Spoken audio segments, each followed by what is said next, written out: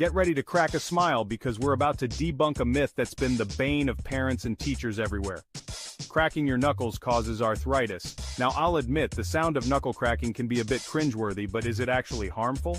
The answer, according to science, is a resounding no, mostly. Multiple studies have shown no direct link between knuckle cracking and the development of arthritis. So, all those years of your mom yelling at you to stop popping your knuckles? Well, she meant well, but it turns out it wasn't going to give you arthritis after all.